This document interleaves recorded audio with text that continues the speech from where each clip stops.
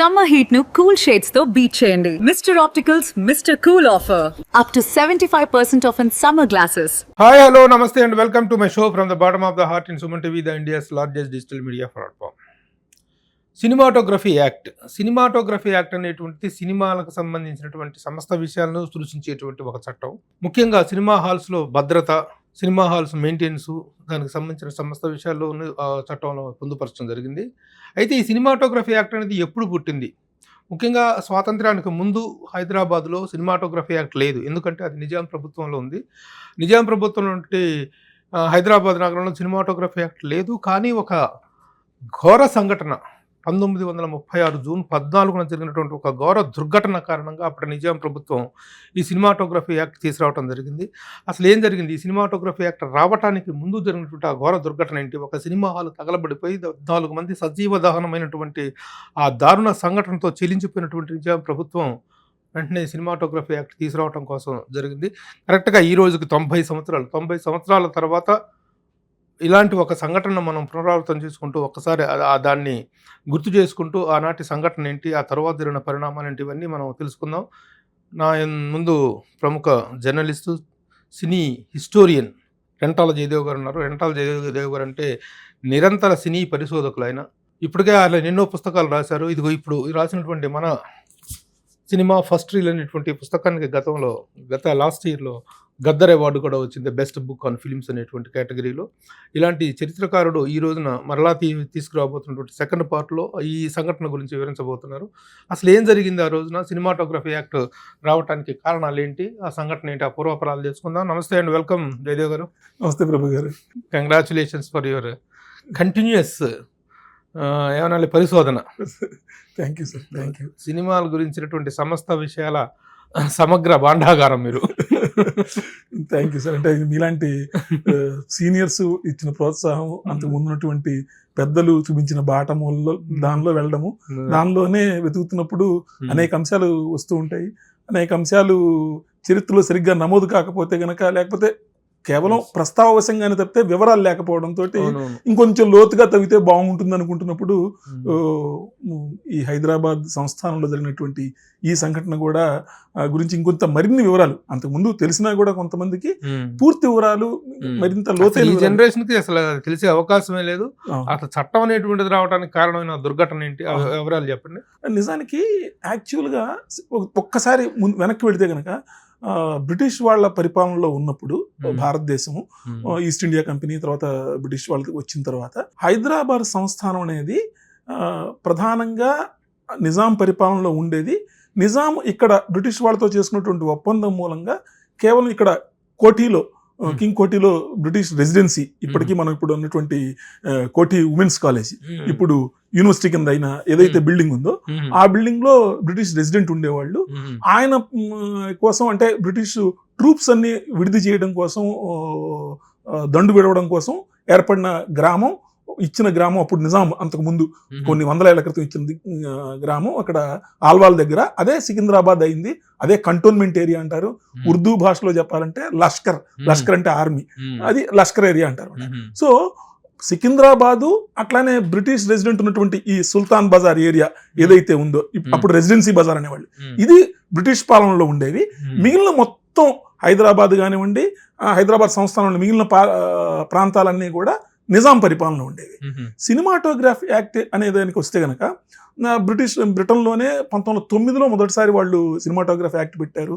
ఆ తర్వాత మనకిక్కడ ఇండియా వాళ్ళ పరిపాలనలో ఉండగా మనకి ఇక్కడ సినిమాలు మొదలైన తర్వాత 1913లో మనకి దారాసాహెబ్ ఫాల్కే తీసినటువంటి ఆ ఫీచర్ ఫిల్మ్ ఏదైతే ఉందో రాజా హరిశ్చంద్ర రావడము, అప్పటి నుంచే 13-14 నుంచే వీటికి సినిమాల్ని కొంత నియంత్రించాలి, సినిమాల మూలంగా ఏదో థియేటర్ని కొంత నియంత్రించాలి, ఎలాంటి సినిమాలు ప్రదర్శించాలనే దాని మీద కొంత ఆలోచన పెట్టాలని అనేది ఒక ఆలోచన చేసి వాళ్ళు అప్పట్లోనే బ్రిటిష్ వాళ్ళకి ఒక భయం వచ్చింది.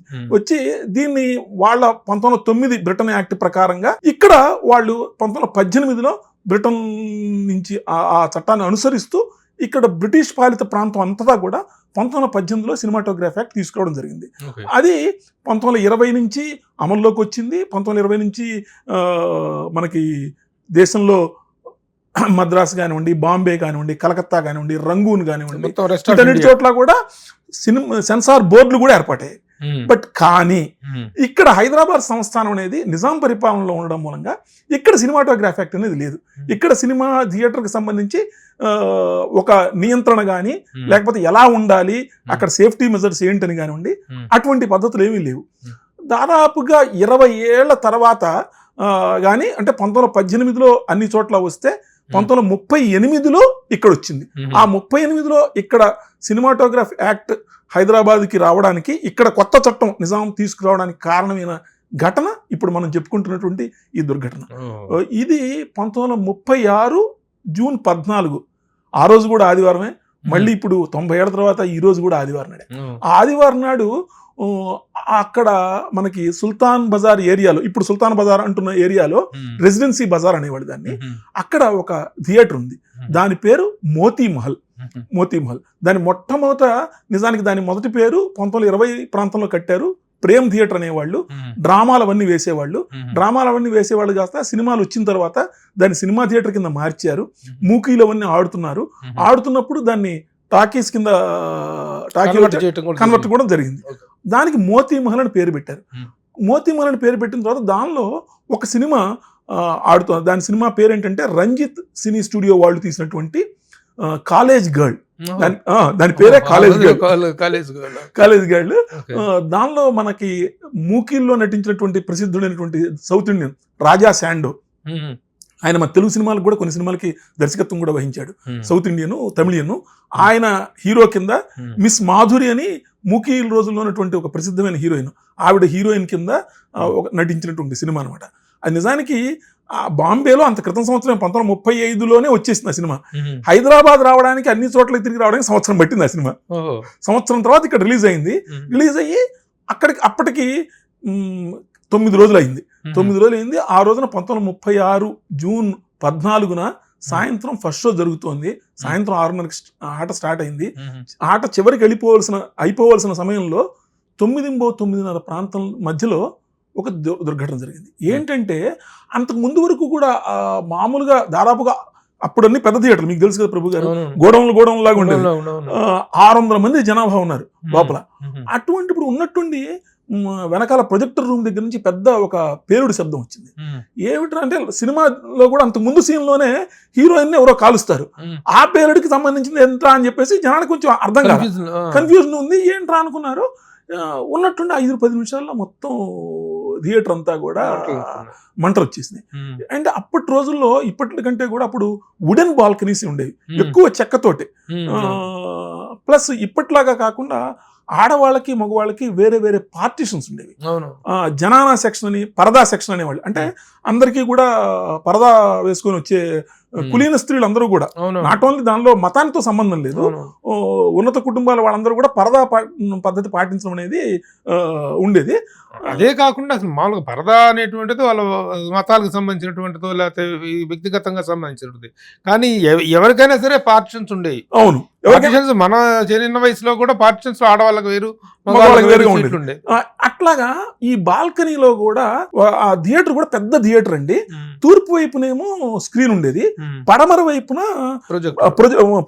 ప్రొజెక్టర్ కి పైన బాల్కనీ, మెట్లు, బాల్కనీ కూడా wooden balcony, complete wooden balcony. దానిలో పరదా సెక్షన్ ఒకటి, అంటే ఆడవాళ్ళకి ఒకటి, నాన్ పరదా సెక్షన్ మగవాళ్ళు కూర్చోడానికి ఒకటి బాల్కనీ ఉండేది. ఈ మొత్తం చెక్కది కావడంతో ఎప్పుడైతే పేలుడు సంభవించిందో ఏమిటో ఆ మంటలు, వచ్చిన మంటలు కంప్లీట్ గా బాల్కనీ మొత్తాన్ని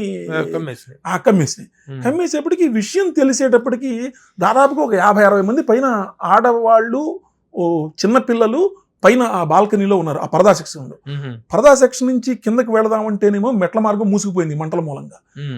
ఆల్రెడీ ఉన్న జనాభా, కింద జనాభా కూడానేమో ఎవరికి వాళ్ళు తొక్కిసలాట, 600 మంది జనాభా, మరి బయటకు రావడం ఒక్కసారిగా కష్టం కదా.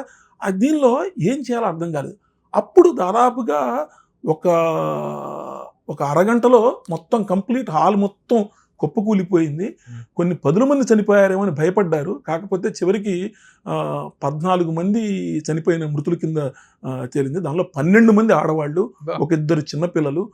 ఇది జరగడంతో చాలా అసలు ఏంటి పేలుడుకు కారణం ఏంటని నిజానికి ఏమనుకున్నారంటే ఎలక్ట్రికల్ వైరింగ్ లో ఏమన్నా తేడా ఉందా అని మొదట్లో అనుమానించారు.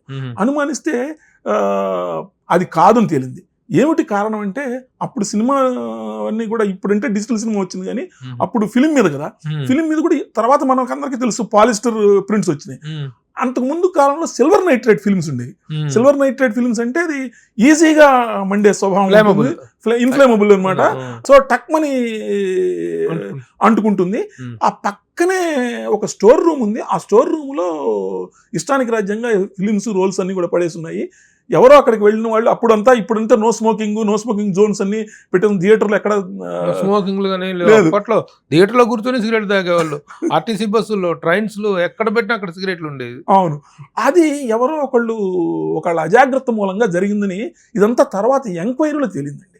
నిజానికి ఇది జరిగినప్పుడు కూడా చాలా దారుణమైన ఘటన ఏంటంటే, అందరూ మంటల్లో చిక్కుకొని ఉన్నారు, వాళ్ళని రక్షించడానికి ఎవరు లేరు. మగవాళ్ళు వీళ్ళందరూ కూడా ఎవరికి వాళ్ళు పారిపోయారు.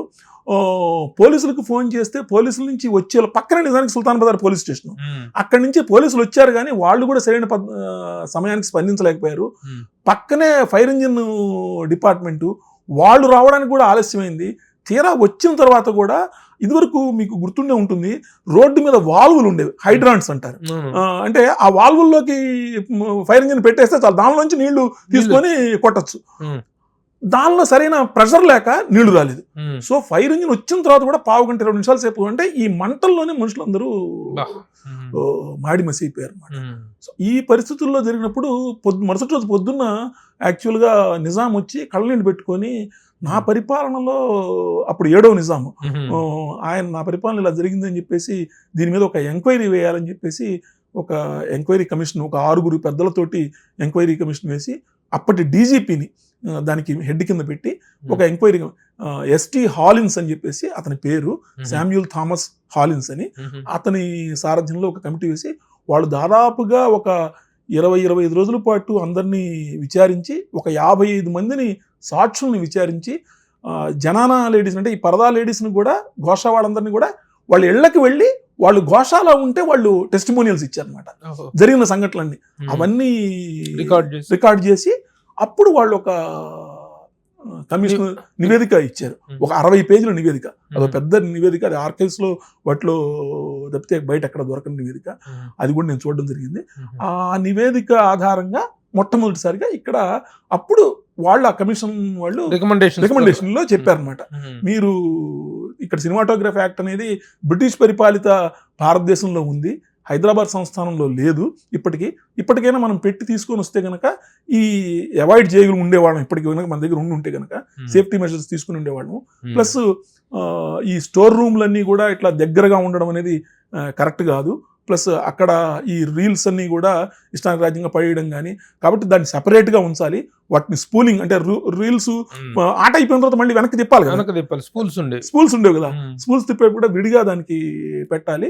ప్లస్ అప్పటికే నిజాంలో ఎలక్ట్రిసిటీ యాక్ట్ కూడా లేదు, దానికోసం కూడా కొత్త ముసాయిదా తయారైంది. ఇంకా అన్ని గవర్నమెంట్లని అప్పుడు కూడా ఇంకా సైనింగ్ కాలేదు.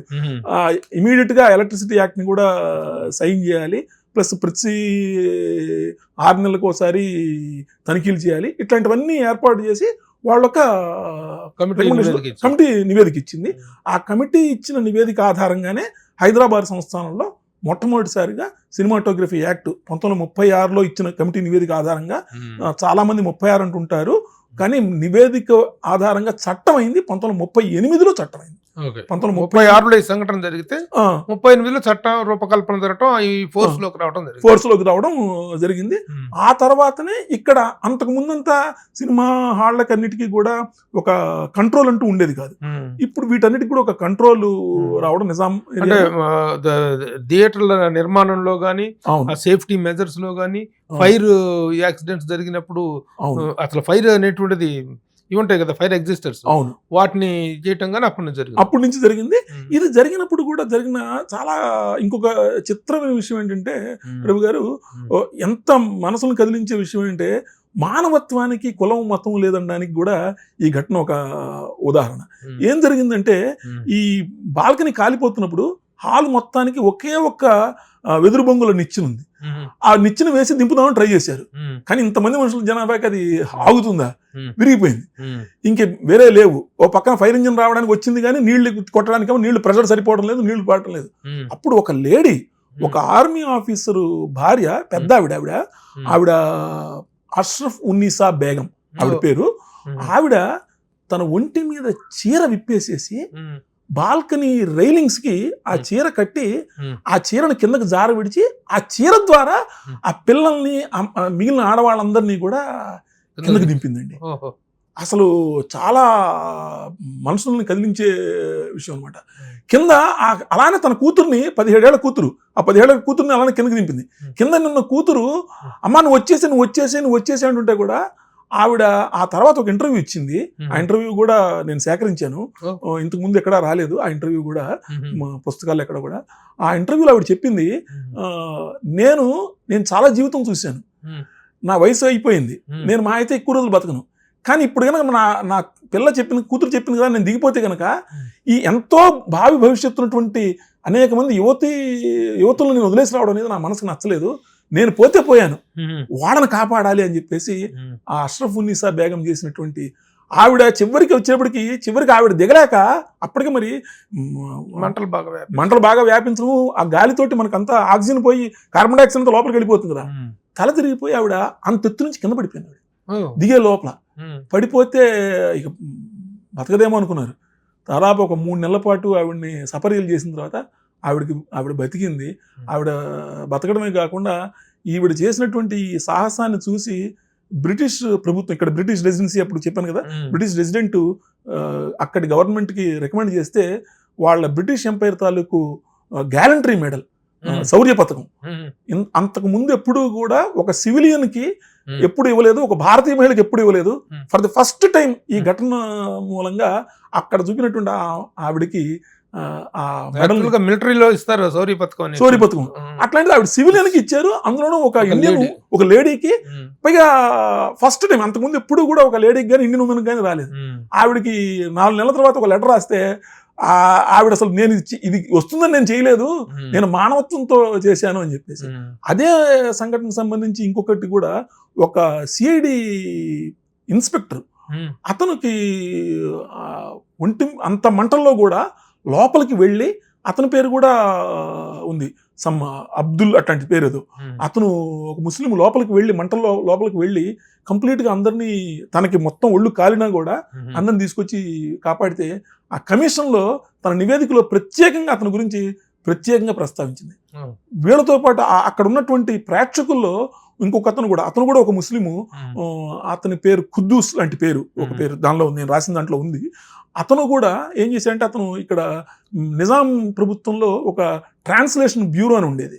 అన్ని యూనివర్సిటీలు ఇంగ్లీష్ మీడియం చెప్తుంటే నిజాం ఉస్మానియా యూనివర్సిటీ ఉర్దూ మీడియంలో చెప్పాలని చెప్పేసి ఉర్దూ మీడియంలో స్థానిక భాషలో, వాళ్ళ మాతృభాషలో బోధన చెప్తున్నట్టుగా ఇక్కడ ఉర్దూ స్థానికంగా అందరికీ తెలిసింది కాబట్టి పెట్టాలని పెట్టాడు అనమాట. దానికోసం టెక్స్ట్ బుక్లు తర్జుమా చేయడం కోసం ఒక ట్రాన్స్లేషన్ బ్యూరో పెట్టాడు. తర్జుమాన్ వస్తుంది, దారాసలం తర్జుమా అనేది వస్తుంది దాని పేరు ఉర్దూలో. ఆ ట్రాన్స్లేషన్ బ్యూరోకి పనిచేసిన వ్యక్తి, అతను కూడా రక్తం కారుతున్నా కూడా లోపలికి వెళ్ళి అందరినీ కాపాడడం. ఇలా ఈ ఒక 3 వ్యక్తులు అంటే ఒక మానవత్వం పరిమళించిన ఒక సందర్భం కూడా చెప్పుకోవచ్చు. ఈ సంఘటన జరిగినప్పుడే ఇంకొక గమ్మత్తైన సంగతి ఏంటంటే, ఆల్మోస్ట్ ఆల్ ఈ ఫ్లేమ్స్ 150 నుంచి 200 అడుగులు ఎత్తు ఎగిసేయటం. ఐఎమ్ నాట్ జోకింగ్, నేనేది పెట్టింది కాదు దీనిలో, గుడ్డలు కదా మోరోవర్ ఇది కాదు కదా, కాంక్రీట్ మేకింగ్ కాదు కదా, థియేటర్లు టెంట్ హౌస్ లాగాను వీటిలాగా ఉంటాయి, ఉడితో చేస్తారు. అది 150-200 అడుగులు ఎత్తితే దాదాపుగా ఆ మంటలు ఇక్కడ హుస్సేన్ సాగర్ కట్ట మీదకి సికింద్రాబాద్ స్టేషన్ దాకా కనపడ్డాయట. ఇది it was recorded in the newspapers there, with eye witness accounts తోటి సహా రికార్డ్ అయింది. అది నేను కూడా అది వెతికి దీనిలో రాయింది. ఈ ఘటన గురించి Australia, New Zealand, America national international పేపర్లు అన్నీ కూడా రాయని పత్రిక అంటూ లేదు ఈ ఘటన గురించి అప్పట్లో. అంత హెడ్లైన్ అయిపోయింది, ఫస్ట్ పేజ్ హెడ్లైన్ అయిపోయేటప్పటికి నిజాం కూడా ఆ రోజున ఆ షోకి నిజానికి నిజాం తాలూకు దివాన్ మహారాజా సర్ కిషన్ ప్రసాద్ ఆయన రావాల్సింది. సర్ కిషన్ ప్రసాద్ అంటే మన ఇప్పటి తరానికి అర్థం చెప్పాలంటే మన సారథి స్టూడియోస్ ఏదైతే ఉందో ఇప్పుడు ఆ బంగ్లా, అది ఆయన బంగ్లా, ఆయన ఓనర్, ఆయన బంగ్లా అనమాట. ఆయన ఆ రోజున రావాల్సిన ఆ షోకి ఎందుకో లక్కీగా ఆయన రాలేదు, వెళ్ళలేదు, లేకపోతే మంటల్లో ఏమేమి ఉండేదో మనకు తెలియదు అనుకోండి. అటువంటి సంఘటన. దీంతో పాటు ఇందాక మనం అనుకున్నటువంటి ఎవరైతే ఈ కమిషనర్ ఉన్నాడో, కమిషనర్ తాలూకు సారథి శామ్యూల్ థామస్ హాలిన్స్, అతని పేరు ఎస్టీ హాలిన్స్ అంటారు. అతను ఒక చాలా చిత్రమైన ఇదండి, దాదాపు 40 ఏళ్ల పాటు ఇండియన్ సర్వీస్ లో పనిచేశాడు. అతను చాలా సీనియర్ మోస్ట్ 1902 ప్రాంతం నుంచి పోలీస్ అధికారిగా ఉన్నాడు. అతన్ని ఏరికోరి తీసుకొచ్చి నిజాం ఇక్కడ డీజీపీ కింద నియమించాడు. అతను ఏంటంటే అతని చరిత్ర గమనిస్తే మన భారత స్వాతంత్ర సంగ్రామంలో చంద్రశేఖర్ ఆజాద్ గురించి మనందరికీ తెలుసు. ఆ చంద్రశేఖర్ ఆజాద్ ఎంత విప్లవ వీరుడో, బ్రిటిష్ వాళ్ళ మీద పోరాడము, వాళ్ళ తుపాకులతోటి వాళ్ళతో చేయడం తెలుసు కదా. ఆయన్ని అహ్మదాబాద్లో అక్కడ ఆ పార్క్ దగ్గర జరిగిన కాల్పుల్లో ఆయన చనిపోతారు 1931 ప్రాంతంలో. ఆ కాల్పుల ఘటనకి సారథ్యం వహించిన పోలీసుల బృందానికి కూడా ఈ హాలిన్సే నాయకుడు, హెడ్.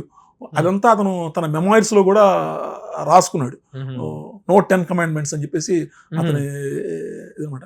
అట్లానే ఇక్కడ ఉన్నటువంటి ఇండియాలో తన విశేషాలు, తన జీవితానుభవం రాసుకుంటూ ఇక్కడ ఉన్నటువంటి అప్పట్లో ఉన్నటువంటి క్రైమ్ ట్రైబ్స్ గురించి కూడా, the crime tribes in India అని చెప్పేసి అతను ఒక మంచి బుక్ కూడా రాశాడు. అతను కమిషనర్గా చేసి దాదాపు ఇవాళ రోజుల్లాగా వందల రోజులు కమిషన్ చేయడం లేదు, 15 రోజుల్లో ఇవ్వాలి నివేదిక అని చెప్పాడండి. వాళ్ళు 20 రోజుల్లో నివేదిక 55 మంది సాక్షులను విచారించి 8 సార్లు సిట్టింగ్ వేసి డే అండ్ నైట్ కూర్చొని 60 పేజీల నివేదిక ఇచ్చారు. ఇవాళ ఆ నివేదిక మీరు చూస్తుంటే కనుక చాలా ఆశ్చర్యం వేస్తుంది అనమాట. ఆ నివేదిక మూలంగానే, ఈ ఘటన మూలంగానే హైదరాబాద్లో చాలా మార్పులు రావడము. ఈ మనకి ఇప్పుడు సుల్తాన్ బజార్లో, పాత హైదరాబాద్ తెలుసు మనందరికీ తెలుసు, సుల్తాన్ బజార్ ఏరియాలో ఈ మోతీ మహల్ ఏదైతే ఘటన జరిగిందో దాని పేరు మొదట ప్రేమ్ థియేటర్, తర్వాత మోతీ మహల్ అయింది. మోతీ మహల్ కాస్త ఆ కుప్పకూలిపోయిన తర్వాత దాన్ని దిల్షాద్ కింద మార్చారు, రీకన్స్ట్రక్ట్ చేశారు. దిల్షాద్ టాకీస్ లో కంప్లీట్ గా మన రాజ్ కపూర్ నటించిన హిందీ సినిమాలన్నీ కూడా ఆ దిల్షాద్ టాకీస్ లో రిలీజ్ అయ్యాయి.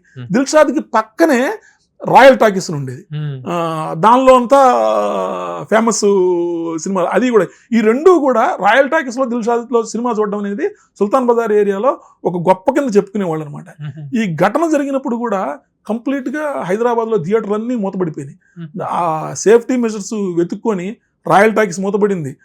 అలానే ఎక్సెల్షియర్ టాకీస్ అనేవాళ్ళు. తర్వాత రోజుల్లో మీరు కూడా చూసుంటారు, అబిట్స్ పక్కనే సాగర్ టాకీస్, దాని అసలు పేరు ఎక్సెల్షియర్ టాకీస్ అనమాట, అది మూతపడింది. అట్లానే ఇంకొకటి జమ్రుద్ మహల్ అని చెప్పేసి అది. ఇవన్నీ కూడా అంటే అప్పటికప్పుడు తనిఖీలు చేశారు, సేఫ్టీ మెజర్స్ లేవని చెప్పేసి మూసేశారు. ఈ సేఫ్టీ మెజర్స్ సరిగ్గా ఈ ఘటనతోటి మద్రాసు, కలకత్తా, అహ్మదాబాదు అన్ని చోట్ల కూడా ఎలర్ట్ అయిపోయి సేఫ్టీ మెజర్స్ అక్కడికి ఉంది. నిజానికి సినిమాటోగ్రఫీ చట్టం ఉన్నా కానీ దాన్ని అంత పగడ్బందీగా అమలు చేసినటువంటి దాఖలాలు లేవు.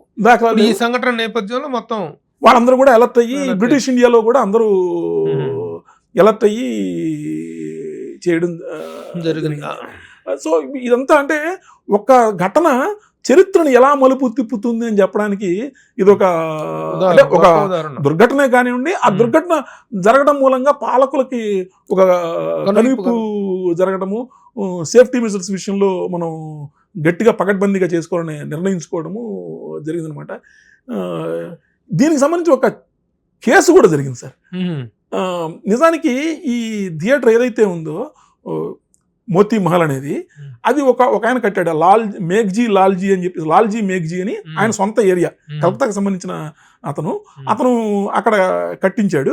కట్టించిన తర్వాత దాన్ని ఇంతకుముందు అనుకున్నట్టుగా ప్రేమ్ అని డ్రామాలన్నీ వేసేవాళ్ళు, ప్రేమ్ థియేటర్ పేరు మీద.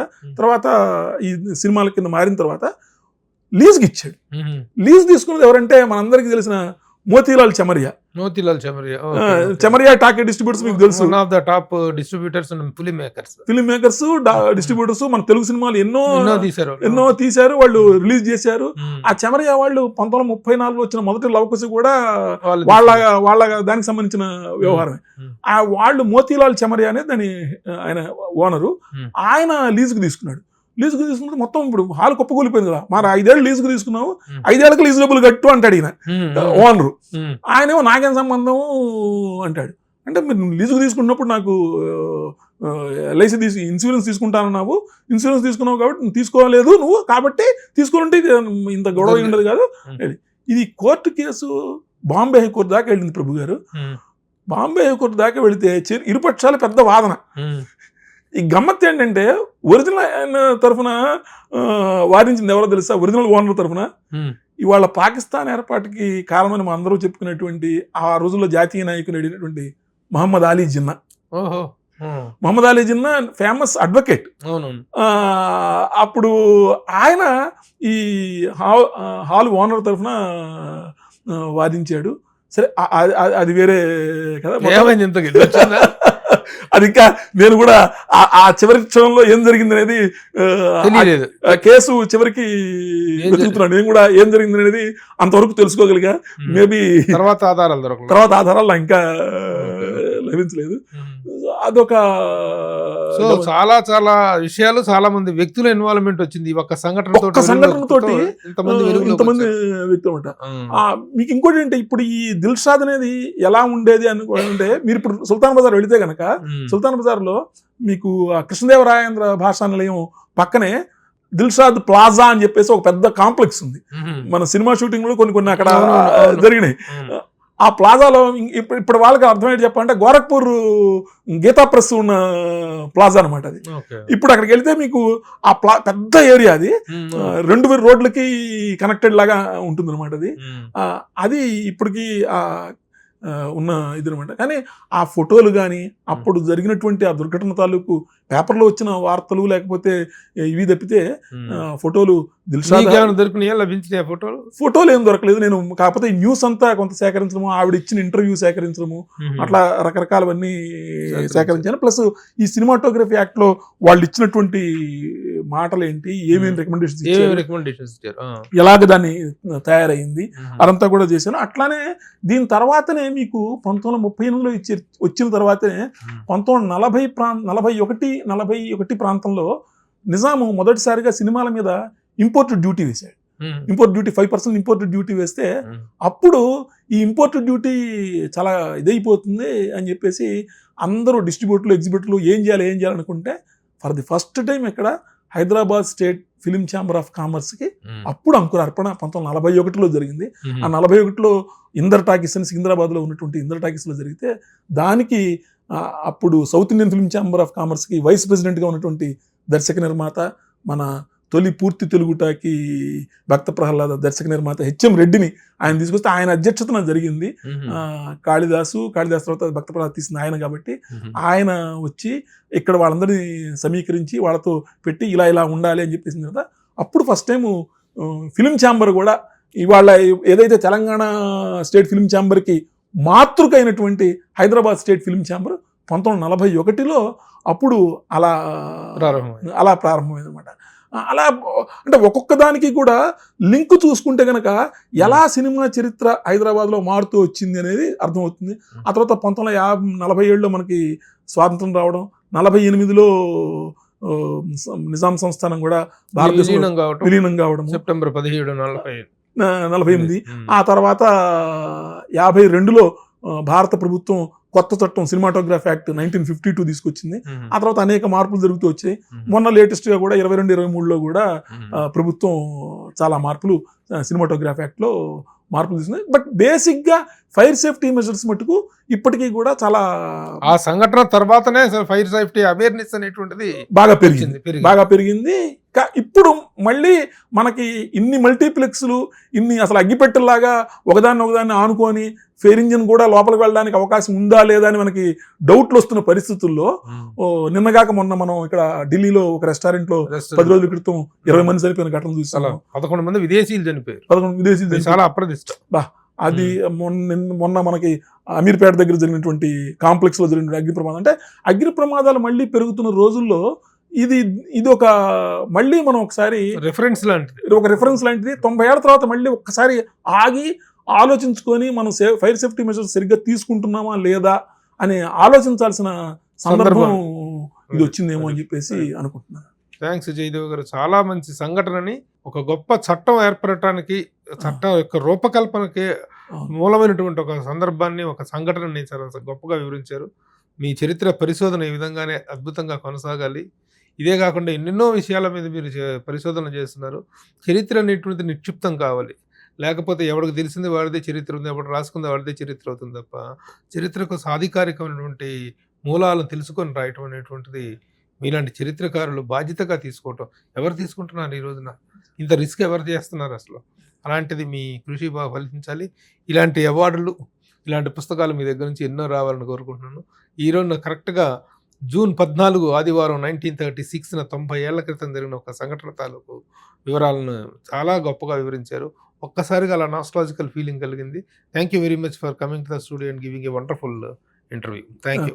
థ్యాంక్ యూ ప్రభు గారు. నమస్తే. నమస్తే.